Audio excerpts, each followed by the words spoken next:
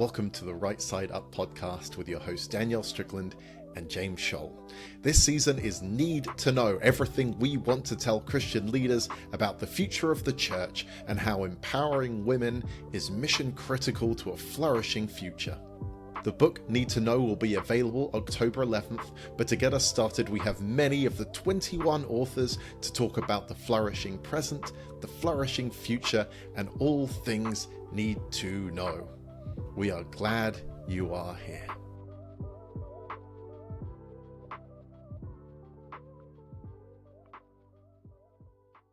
All right. Need to Know. This is the podcast season we are doing right now, and it's in connection with a release of a new compilation book called Need to Know. And we have two authors with us here today, which we're really excited about. We're going to share a little bit about what they wrote and why. And then we're going to have a discussion about those things. And these are things that really, really matter. And literally, I mean, we all spent so much time trying to make this project happen because we think it really matters and it would be really helpful to people in the church. And we all have this commitment together to see a church that is flourishing. So Mariah, do you want to kick us off? And then Carolyn, will you tell us a little bit about who you are, where you come from, and then how you, why you're involved in this project? Absolutely. Wahishje, Estongo, Mariah Jehodifkados, Unesta Miskogoki, and Tlaflaco. My name is Mariah, as I already said, and I'm a citizen of the Muskogee Nation and a member of the Tlaflaco tribal town. And I'm also German, Scottish, and Czech as a bonus there. But I'm part of this project because I'm a brown woman that has been in majority white spaces, whether it's been academia, church, throughout my life. And so I've either experienced or I've witnessed what women of color are facing in these spaces. And so I'm part of this group because I want to bring awareness to those who are predominantly in white spaces as well, leaders, congregants, students, whatever it is that you're part of. And I just want to bring some awareness to some of the things that people of color face within church spaces, within academia, within predominantly white society, so we can kind of move forward with some awareness, some knowledge, so we know the next steps to take in equity and inclusion and creating those spaces, especially within our church setting. So that's why I'm here today. You know, Mariah, just before we hear from Carolyn, we're going to get to Carolyn big time. I love that you're here. Thank you for being here. And thank you for contributing to this book. I think one of the great awakening areas in my life, the more that I move towards these things that matter, like telling the truth and seeing some systemic ways people are excluded, the more I realize that those, the female experience in general, and then the, intersectionality of like racism and cultural bias and class bias. But then when you add them together, the layers and layers and layers. So like I've just even been rereading some of Dr. Gaffney's work. She's a womanist who really breaks down the scriptures in a way that kind of helps as a white woman with a whole lot of privilege, even recognizing the space in which we are. There's a lot that needs to be done still in that space, but then like being aware of and taking the opportunity that like while we're talking about all this, there's a deeper work and a freer thing that we need to do together to prioritize. Yeah. And I feel like if we're already going to look at it, like if you're going to look at it, it's kind of one of those things. Like if you're already going to my son just went to the dentist and he's like, well, while we're here, and that's what I feel like. It's like, well, while we're here, while we're learning, let's just, and I think we're all learning. We're all students of one another. We're all having to come to the table with some lack of knowledge of one another. And so I think it's important for all of us, whether, you as a white woman, me as a Native woman, we all have something to gain and step forward. So yeah, it's been great to be a part of this, and it's great material that we're reading too. Thank you. Okay, Carolyn, tell us about you and what you wrote. Sure. So the place I'm located in is the traditional territory of the Anishinaabe, and their name for it was Anemki-Wekadong, which refers to the sacred thunderbird. Settlers called it Thunder Bay, originally Lakehead. But that's really meaningful to me because I see even my work here in this conversation as a continuation of their stewardship of the land and the people. And my ancestors, who are Scottish and Scandinavian, signed a treaty with the Fort William First Nation in 1850. It's called the Robinson Superior Treaty. And as I've learned more about that, and as I do my work academically and spiritually and in church spaces, I try, and I fail, but I try to be just true to that treaty, true to those commitments. And I think that my writing and my learning and the way I'm trying to cultivate knowledge and gain and learn from others is an extension of honoring that and honoring that human treaty, as well as my commitment to honor I might call it a treaty. Like, I want to honor God's intention for us and how we walk creation and how we relate to each other on this land. So that's kind of my location. My piece in the book flows out of the confluence of spiritual transformation, mental health, addiction recovery. I have a lot of hats. And what happens is I think about a lot of things and they just kind of all of a sudden come together. And so some of what I wrote is a coming together of the human relationship with pain and how broken that is in the church, particularly with gendered relationships, particularly with males, and the way their damaged relationship with pain has really unhealthy and unsafe impacts on women and on children and others who are vulnerable in those spaces. Yeah, so that's kind of the heartbeat of where I'm coming from. That's great. Guys, such beautiful. I was thinking about some of the historical relationships between Indigenous people in America and in Canada. And in Canada, much more duplicity around like stated intentions. So we signed all these treaties and had all these agreements, and then we just didn't keep them. Whereas I feel like in America it was a little bit more like aggressively like, nope, we're going to try to exterminate you. Like, you're our enemy and we're going to fight you. And so at least you have this sort of explicit reality of, and then in Canada you have this deep, implicit, hidden, weird, twisted version of the same thing, but like very Canadian in a very nice way. So, anyway, so it's interesting that both of you come from sort of these places of felt experience and hopes. Talk to me about what the future of the church looks like in a hopeful lens, because I would imagine that much of your work and much of the work of the people who've contributed in this book, like you guys are both in this section, the future of the church. And so I think that's interesting because both of you would be coming from places where it's the actual present day and previous pain of the church that brought you here. Yeah. So talk to me about how you stay, like, even what is your what is your hope for the future of the church, I guess is what I'm trying to say. I think for me, something that took me, I think, some time to realize into my adulthood, I'm not going to be throwing out any ages today, but it did take me some time to realize that lament and hope often go hand in hand. And I kind of grew up in a space where it was spiritual bypassing. Hey, be joyful. There's something good ahead, look for the light. And I think we all want healing in a better church and society, but for healing to begin, there has to first be lament over injustice, the mindset of supremacy towards brown and black sisters and brothers, or patriarchy and the practices that are in our churches around that. And so I kind of hope for a less spiritual bypassing of the importance of lament for the church. And I think it is kind of interesting, too, that we're in the future church section, and there is so much history that has to lead up to where we are so we can look forward. But I really do hope for less giddiness and like, hey, let's get through this, because it is good to get through, but it also, the spiritual bypassing throughout history and currently, it's just caused a lot of harm, I think, in our churches and to women and women of color. And the more we try to push through that, I feel like sometimes the more harm is being done because we haven't paused to like mourn with those who mourn and to just lament, and we push through to this brighter side.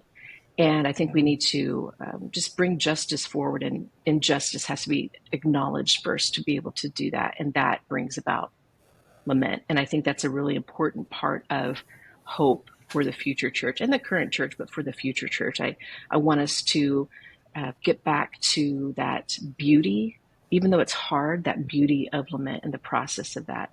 And so that's one of my hopes for the future church. Mm-hmm. I love that so much. A church, a future church that feels is what I hear. I want a church that feels. I mean, there's a reason why the church is referred to as a person, right? Like with personhood, it's living organism, not an institution, not an organism. It's an organism, and organisms are alive.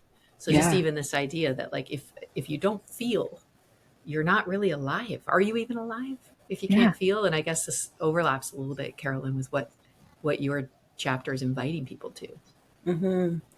Yeah, I love the way you put that as well. And it really fits with what was coming to mind for me as I was even this morning kind of just reading and reflecting and thinking about this time together today. And what came to mind was the principalities and powers passages. And I was reading Romans 8, actually out of the First Nations version. And just that contrasting of like, this wasn't the way. This is how we were broken. I think there was a word in there in the early section of chapter 8 about like, this was not the way true human beings were supposed to be. This wasn't what Spirit intended. And this is the way we're supposed to do it.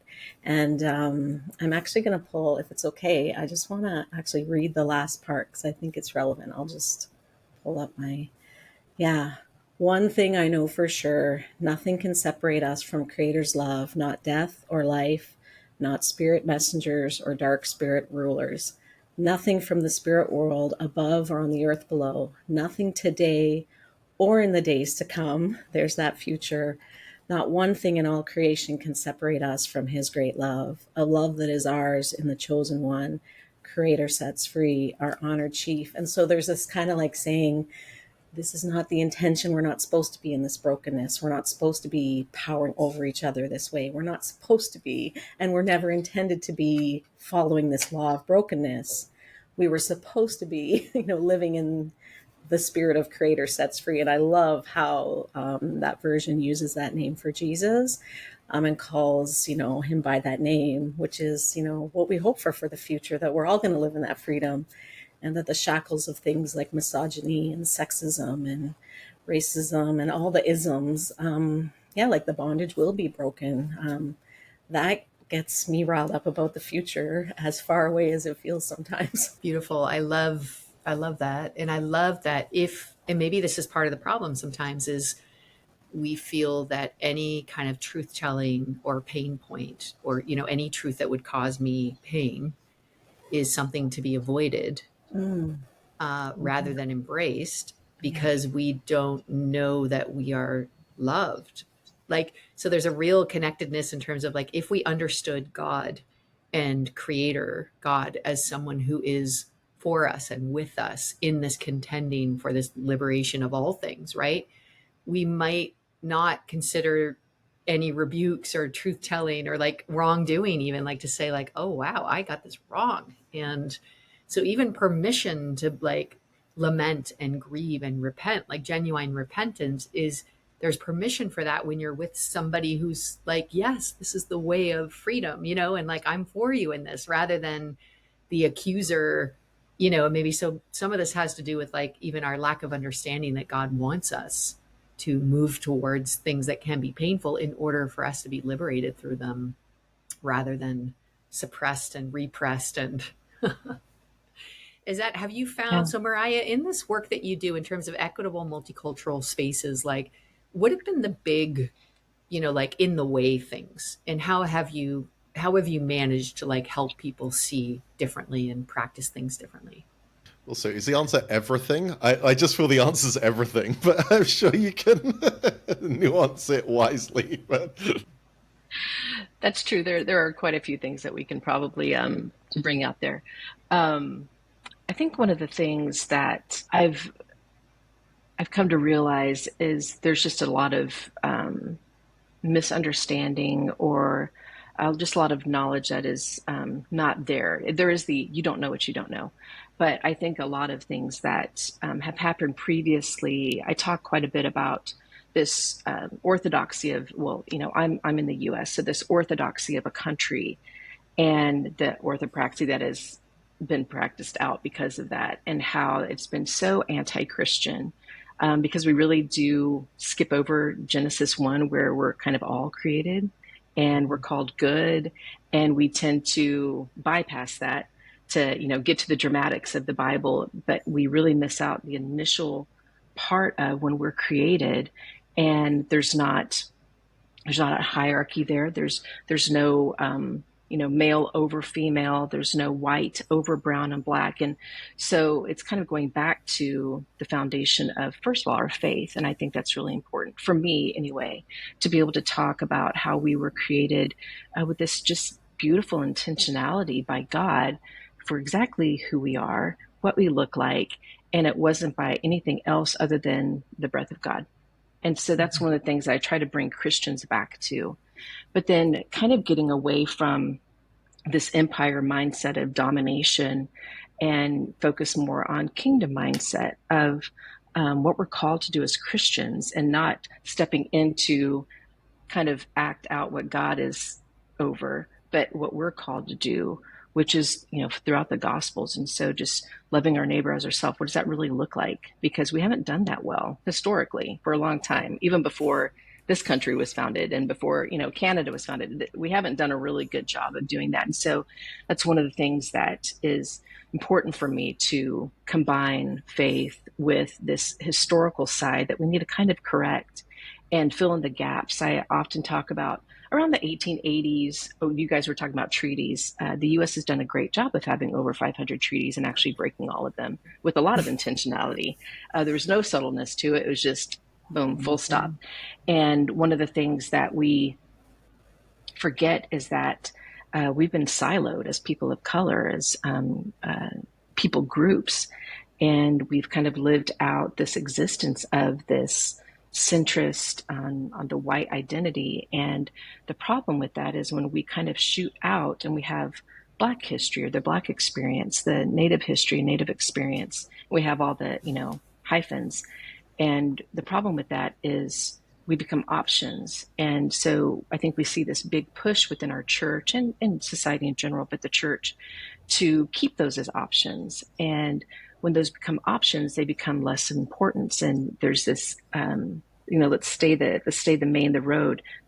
And we've become these offshoots, and we're not that, especially within the eyes of God. And so I try to bring that out and try to fill in spaces of history that we have skipped.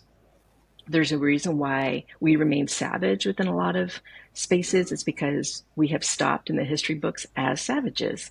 And so what happened after that?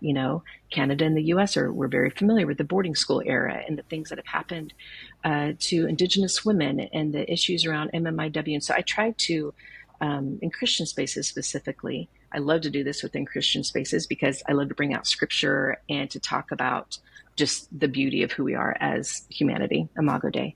And so that's one of the things that is just really important for me in my work, is to bring people along on those parts that we've really missed. And the beautiful thing about bringing knowledge to people is then you're accountable for it. So at the end of every time I speak, I'm like, this has been so great. I'm so glad you've learned, because now you're accountable on the next steps that you take, because now you've learned it. Now you've heard it. So what are you going to do next? Are you going to be intentional about rejecting it, or are you going to start thinking differently? And so it's one of the fun things part about what I do. I really enjoy doing that. But I think it's also really important for us to cross over our experiences.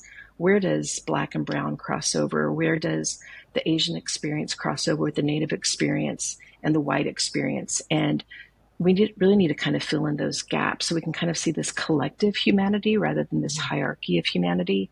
And so it's one of the things I'm really excited about this book, because being one of the authors, I get to look ahead and kind of see what the topics are. And I'm excited about it because there are so many things that are being covered that fill in those gaps and fill in that lack of knowledge. And so you're not going to be able to step away from these pages and say, oh gosh, I wish I would have known a little bit more from this, because we're going to cover almost everything. And so I think it's a really great thing. And so I think that's one of the things moving forward within our Christian spaces, our spiritual spaces, is being able to realize that, accept that, acknowledge that lackness before, and move forward with more unity and creating those equitable spaces.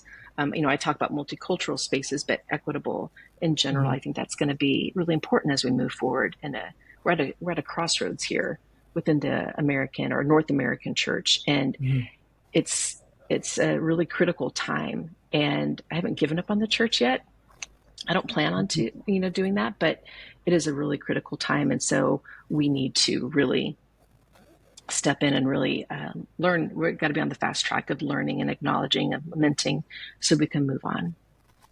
I love that. I love that starting in Genesis. And then I love that also like Revelation, sort of like the end picture of the church is a diverse, equitable, beautiful church that has Jesus at the center, So, and I remember being with a pastor one time where we were just actually at a rehearsal and the worship band was there, and he just was like, yeah, no, this worship band won't do.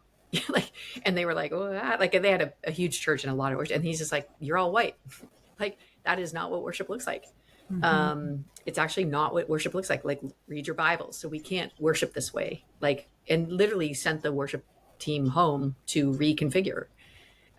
Which I was like, and he's not an outspoken justice guy at all, but like, just that was like a very helpful, it was a helpful reframing for me of like, this is an essential kingdom this is a kingdom conversation. It's a spiritual practice. Like, this is like rooted to what we believe and what we reflect of who God is. I know everyone doesn't have that kind of capacity and privilege to send a worship team home and like reconfigure, but even just the intentionality of that, like, this is not worship if it isn't an embracing of culture and color and background. And like, if it isn't a celebration of diversity, then this isn't unity, like, I just love that. So there's some pieces of that I think are beautiful. Like what we even see the future of the church, like in America, statistically, the church will be more Hispanic than anything else. The majority of Christians in America will be Hispanic in like 5 years or something like that. I think Sandra Van Opsel always tells me the numbers. Yes. So she's great like, reminding so if us you have about that. Right. So she's like, if you have a conference on the future of the church and there's no Hispanics there, then you're not actually talking about the future of the church. Yeah. You're talking about something else. I think the future maybe of your church, but not of the church, so that kind of thing, like the vast majority of Christians in the world actually are from the outside of North America. Like, we are the very small minority of the global church. And when we talk about the future of the church, we never talk about the global church, so stuff like that. But also it reminded me, Mariah, of like your picture of the church as a church that feels and knows how to lament is deeply connected to what you've shared. Because if we can't figure out how to lament, if we don't know, then we can never really fully embrace our history and reckon with our own reality. So like, I think of somebody who, like I went to a Truth and Reconciliation Commission and heard a whole bunch of things happen there. And as a white person in Canada, and even as a Christian leader in Canada, that was really like one of the things was like, this priest represents God, and like the denial of, anyway, I had to reckon with it. What do I do with that? And literally the only thing I knew to do with that was to weep. Like, that was my only response for some time. I mean, once I finished weeping, then I tried to get more information. I tried to like live differently. I tried to embrace the stories and tell the story. But I just like, but if we don't have any tools, and we're not able to know what to do with this pain, then we will constantly repress it. And it really will repress it for like some weird context of survival. Right. And so anyway, so all these things came to my mind, like even like we'll say Black African-American history is slavery. And I'm like, no, that's not African-American history. That's right. That's the history of America. That's American history. And that's the church's history. Yeah. Like, slavery is the church's history. And until we sort of put it there and live with it there, we'll never actually really ever be able to heal and properly. This may be even jumping ahead or behind, I'm not sure when, but I think that's also men have, especially in the church, but outside of the church, have not really been given permission or instruction to be emotional, to grieve, to like feel things, to weep, which Jesus does. I mean, I want to be clear, Jesus gives us permission, and then 2,000 years of patriarchy has taken that permission away every time. And I think there's something where like women who are, and again, I don't want to say that women are allowed to feel things, because often that's complex as well, and that means if you're being emotional, then you're not rational, and then we don't have to listen to you anymore. But I think there is, at least maybe in church, slightly more space for women to show us how to grieve and to weep than there is for men. And what does it look like? And sorry, and that's not meant as a poor old men thing. It's meant as a, we are missing out on this. And I think that's something where maybe that's just another area where men can learn from women in the space. Actually, as you're speaking, James, a quote from Bell Hooks is popping into my mind, and she actually says that the first act of violence against women by men, by the patriarchy, is not actually against women. The first violence is against men. It's a psychic, she calls it a psychic self-mutilation. That word, that phrase just sticks in my mind. And if we think about what we're lamenting, we're definitely lamenting all the things Mariah has referred to, for sure. And I also lament that the men I know have been psychically self-mutilated in the spaces that we are supposed to be thriving in together, in the spaces that are supposed to be, sites from which we, steward creation in beautiful ways and in mutuality and togetherness. And there's this idea that parts of men have been, emotional parts of men, psychic parts of men, capacities of men have actually been killed off. And I can't remember, I think it was in the early 2000s when she wrote that. But yeah, this idea of like, that needs to be lamented, right? That is occurring. So yeah, that comes to mind when I think of a boundary to the actual capacity to recover and to heal and to become all we were intended to be as creation, is to lament that. And even to, before we can lament, we have to name. That's part of grief recovery, is name it. Name it, express it, feel for it, and have capacity to lament it. Because if we don't, then we're putting the cart before the horse and we're trying to fix something that we haven't even been honest about yet. Yeah, I feel like I just saw somebody release a portion of the Pink Floyd song "I Have Become Comfortably Numb." And that idea of like psychic self-mutilation is literally just this like numbing of life, right? And so you have this picture of this person that's just shut down and then pretending, and that's it's the pretending. I was with a church planter recently who said, I burned out not because of my pace, but because I was pretending. And it wasn't like some horrible secret sin, although we see that being exposed everywhere, which is just evidence of a deeper problem of like no one actually being in their real selves and knowing how to deal with their real pain and sin and, the complicated nature of all those things. Okay, we've kicked off a season called Need to Know, and the reason we've done that is it is in conjunction with Need to Know the book. Now, there is a website you're going to need to know, which is need-to-know-book.com. A lot of dashes, need-to-know-book.com. The link will be in the show notes. And this is where all the things will be. You can help us get this book into the hands of every leader that you know, because this is need to know for every Christian leader about the future of the church and how the empowerment of women are a big part of that. And actually, I'm a little bit tired of talking about this stuff, but it not being heard by the people that need to hear it the most. So we need help. So if you'd like to join our launch team, you can go to the website and just press launch team and join us. There's lots of perks in there, but also a great company of people who want to spread good news everywhere. The other key area that you could help us, and I'm very excited about this, is there's an ally section. Allies. Now, men come to me all the time these days and say, I am all for this. I think it's essential.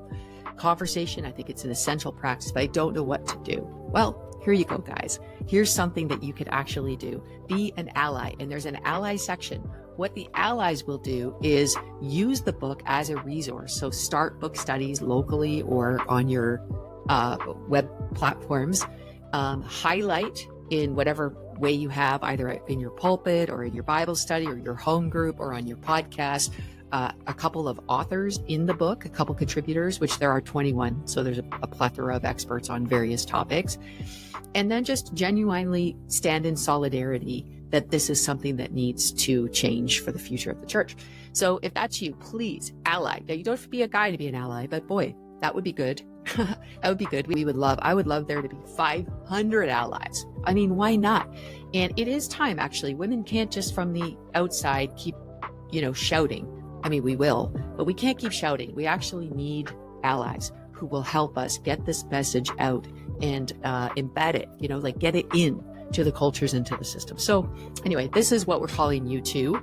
But launching, please help us. And allies, we need you. Need-to-know-book.com. Now's the time.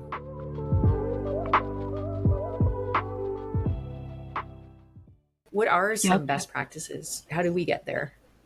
What are some of the things? Like, people listening to this podcast is probably 60% female audience, 40% male, lots of leaders from most Western countries. So what would you say? What are ways to get going here in how you could move towards a different posture that is fully alive and that is moving towards the best plans of God for our future together? You want to go ahead on that one, Mariah? Or?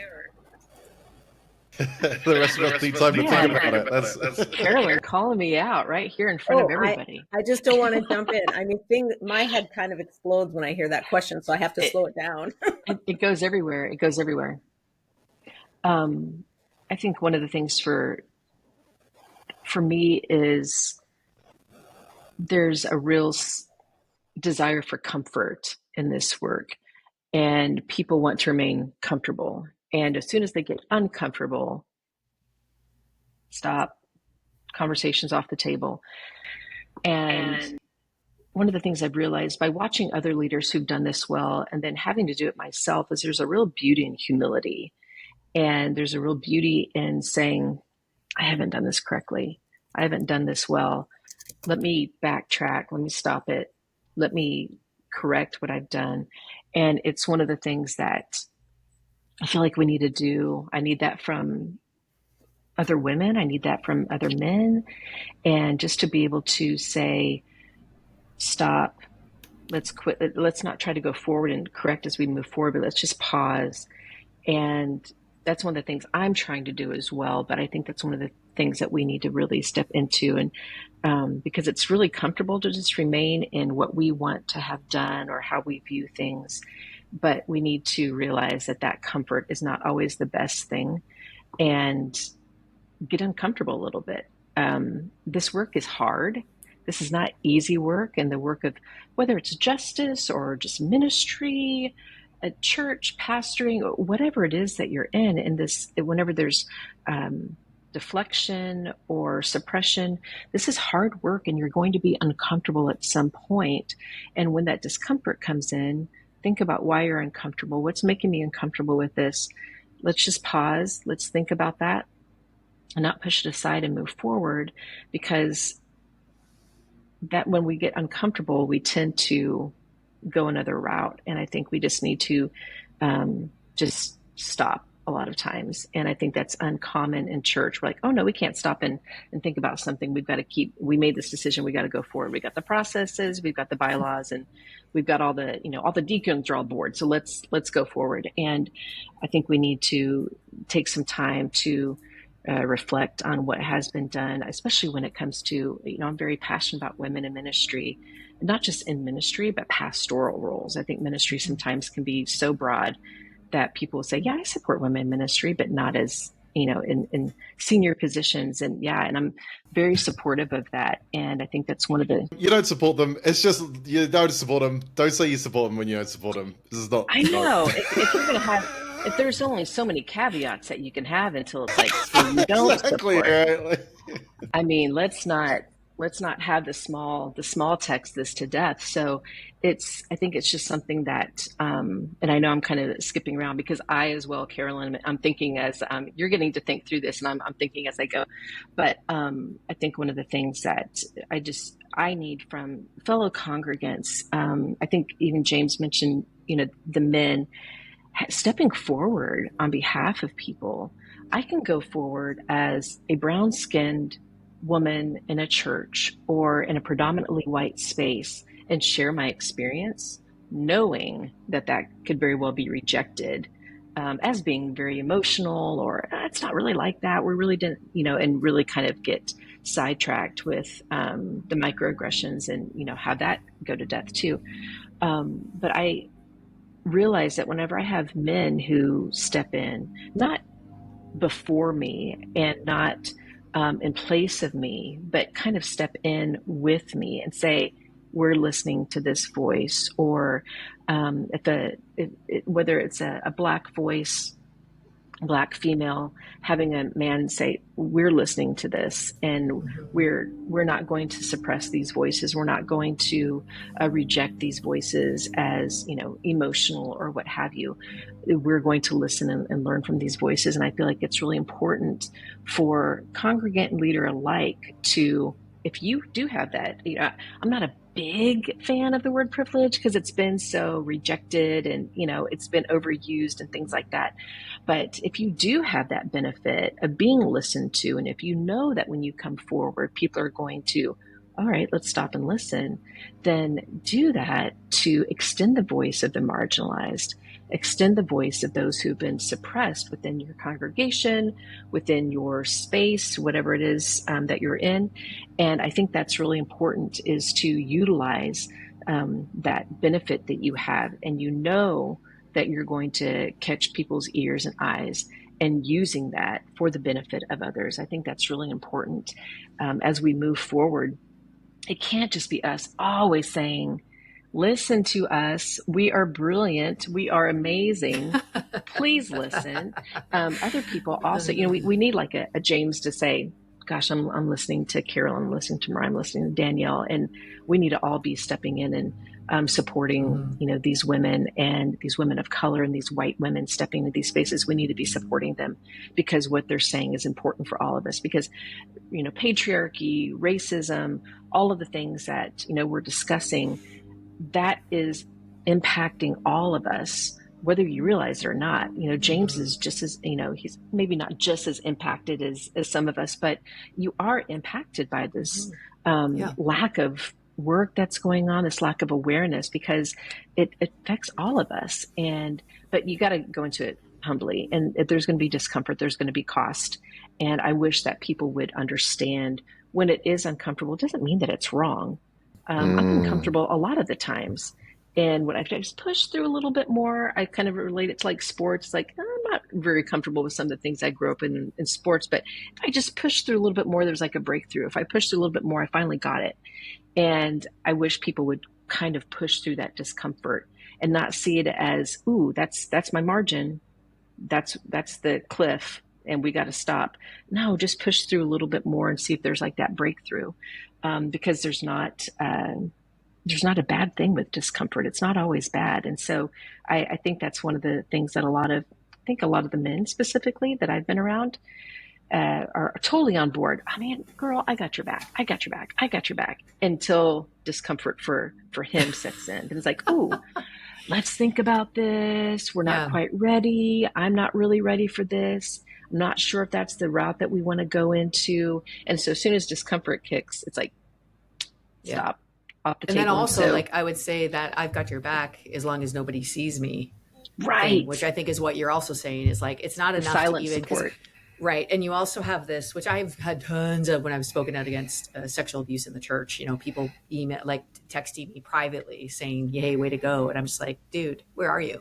Like, you're nowhere on social media. Like, you're just letting me hang out here. But it's so good to know you've got my back. Like, what on earth? So it's also by what that definition idea, do you? Like, that's right. Like, in what way are you behind me? Like, secretly, I guess. You're my secret supporter. Thank you. Maybe I'll just screenshot these and like put them publicly. Yeah, say, yeah. like, Oh, sorry. these people have all texted support. That's right. I assume you're fine with that. Yeah.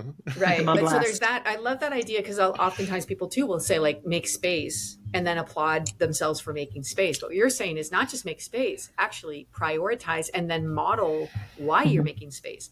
We're making space here for this voice because this voice has been underrepresented, and I need to learn, and we need to learn together. And I'm learning from this expert in this space, like even that kind of thing. So there's like a bunch of things here that you're saying that I think are really important. Like, I had a friend recently who said they called out a situation, or said like, hey, I've got some red flags around the situation that could be controlling or abusive, and they're like, oh, that's just because you're super sensitive because you were abused, as though that's like a deficit. And I'm like, no, that's exactly why you should listen to her, because Your she would problem know. is you know. That's right. More that like, this is a sensitivity that's a gift to the body. This is like this. Yeah. And that's that thing. It's like, you're not coming here super sensitive because you've got an issue. This is a gift to the body that your own pain and experience brings. And you should prioritize and listen to those voices. So it's the same thing in the sort of, I think, coming from different culture space, where when you're in a predominantly white culture, you don't even know. You just don't even know what you don't know. You don't know what it's like. So to actually prioritize and then give value to voices that know and then can teach is part of the call. Talk over, it's fine. The term that's coming to mind as Mariah and you are talking, Danielle, is fragility. That discomfort in the social justice literature is actually referred to as fragility. And there's different types of fragility. And I guess if you think of a barrier that I've not addressed by males, particularly in leadership, is like, recognize your fragility and do something about it, and don't just let it perpetuate.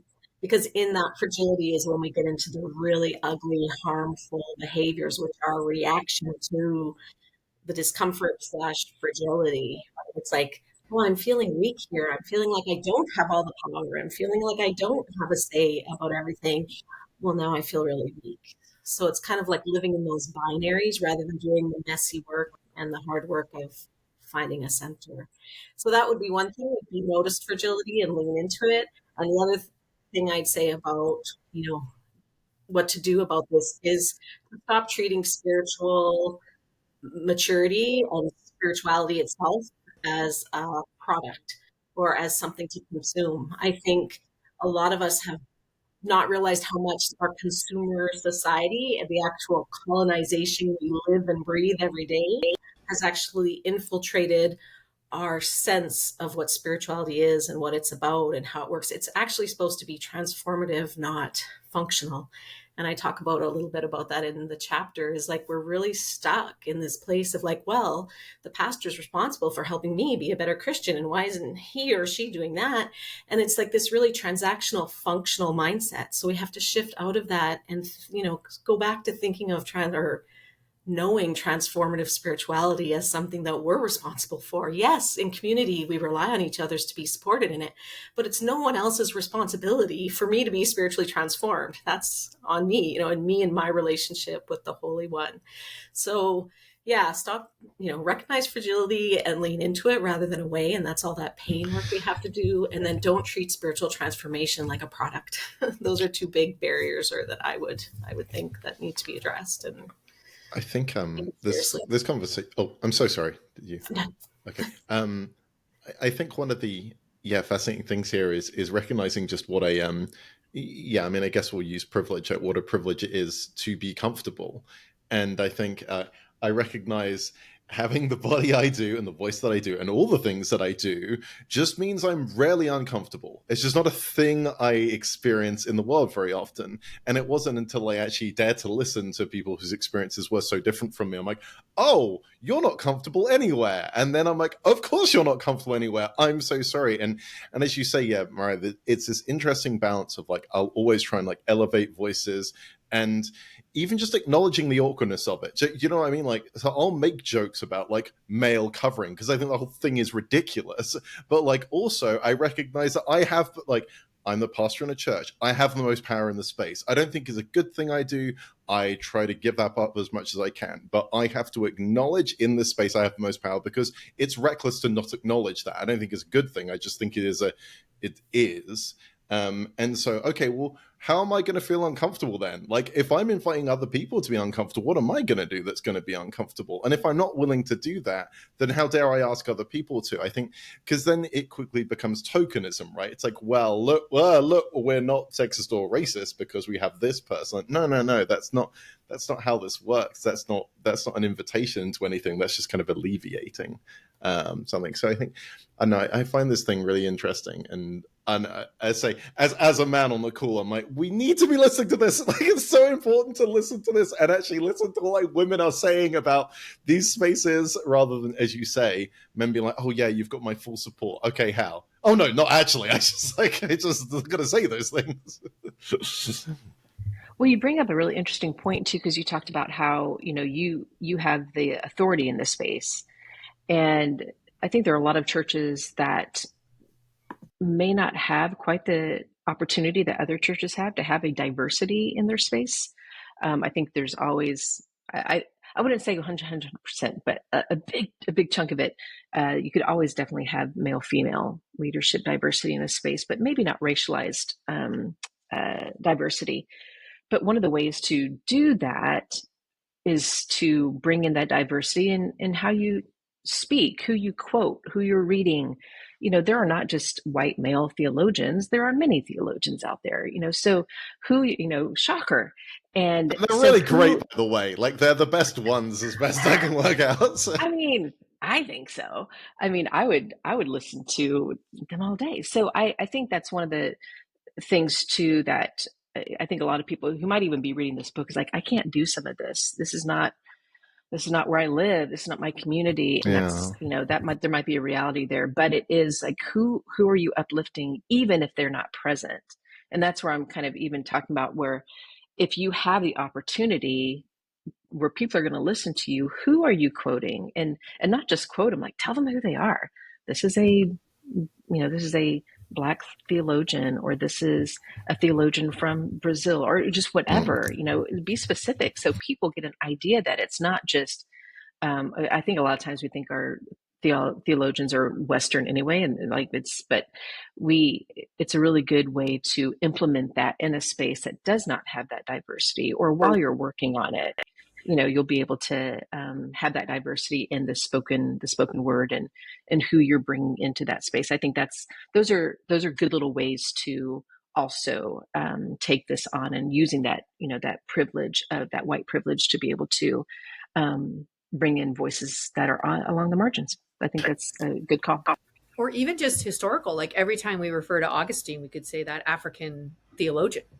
Maybe that'd be good. Just say that, because most people think that would be fantastic. Walking around like white. And I was like, guys, like, as much as I don't love his views on women, which we'll talk about later, but still, like, every time you quote Augustine, why don't you say that African American theologian that has influenced the entire church world?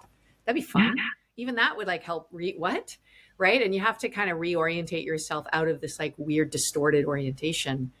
Who are your best? What are your go-tos? Who are you reading that are inspiring you this way and like kind of blowing your mind? So I mentioned I'm reading Dr. Gaffney's A Womanist reflection of the characters of the Old Testament, female characters of the Old Testament. It's blowing my mind right now. I highly recommend it. I'm learning things I've never even thought of before, and I think I've already been in the space for a while. So if anyone's listening, I highly recommend that one.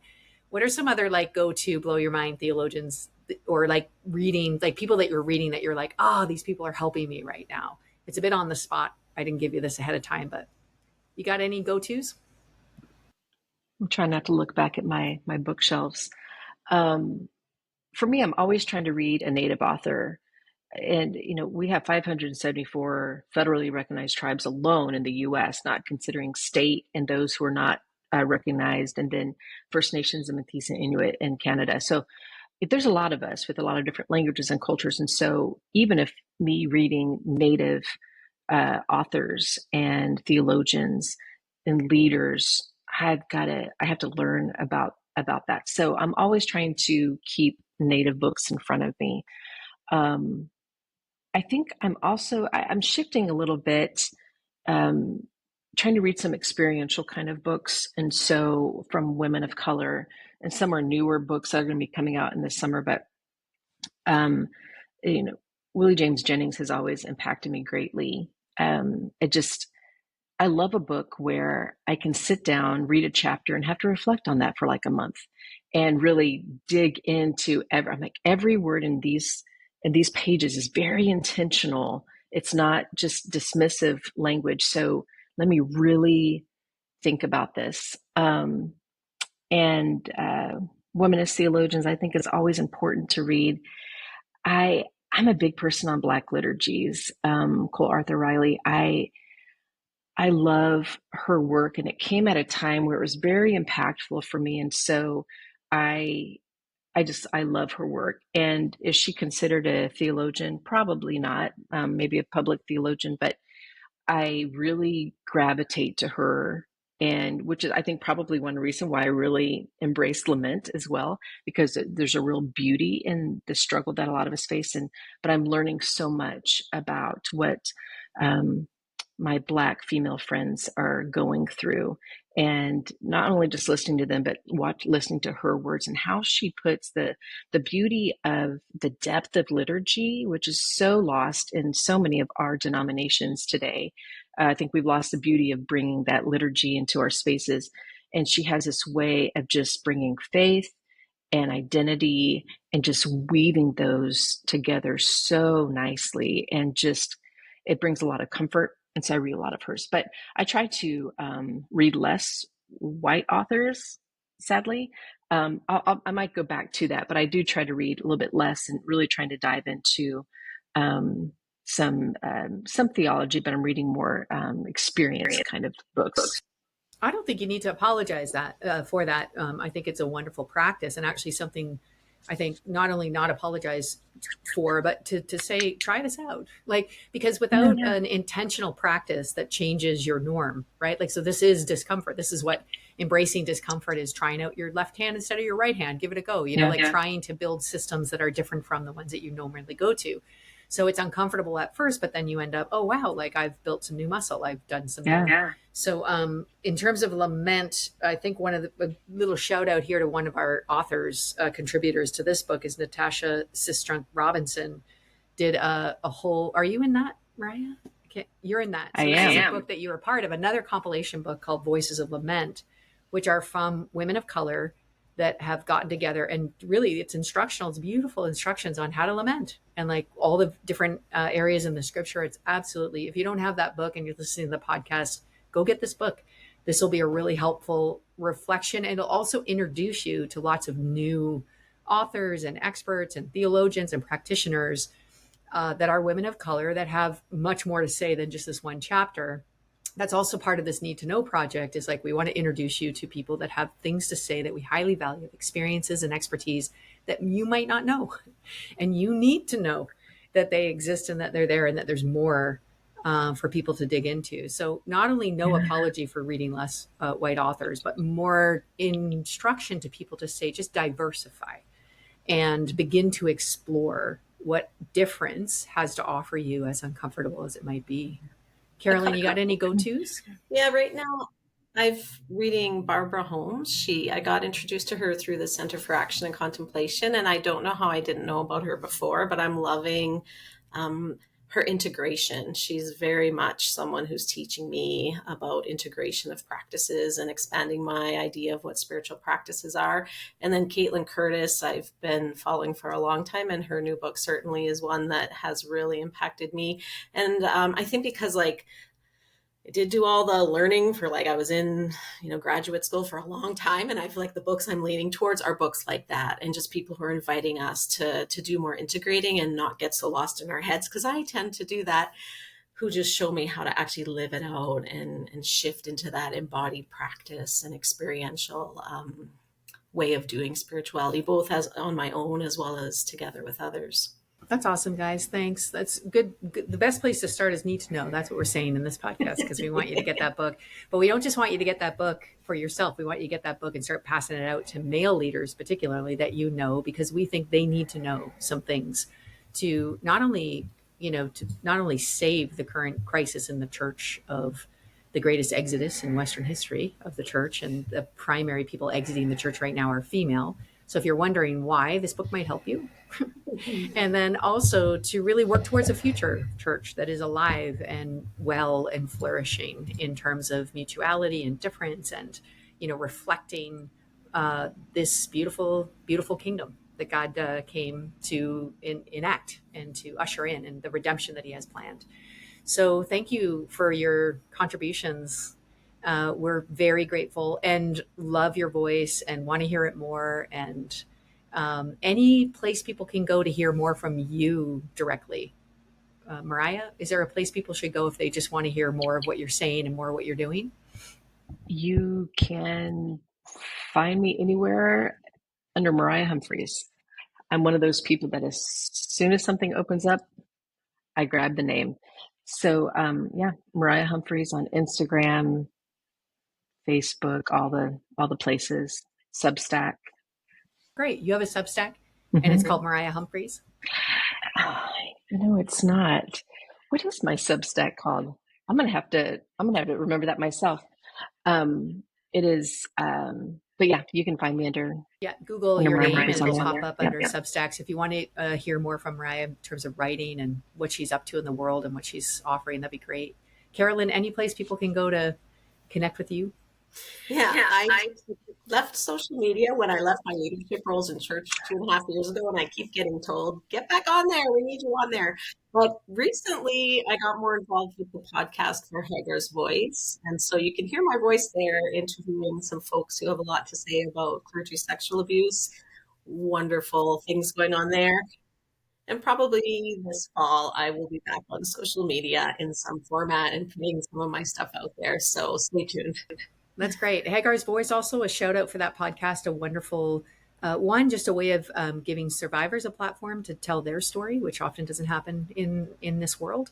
But then, too, this season that Carolyn's leading is really just looking to learn from experts in the space who are doing some beautiful work there. So if you just want to learn more, that's a beautiful, beautiful thing that Carolyn's leading. Thank you, guys. Thanks so much for this time and all that you're doing. There's so much we need to know. But let's start with this. Let's start with this podcast season and this book. Thanks again. Thank you.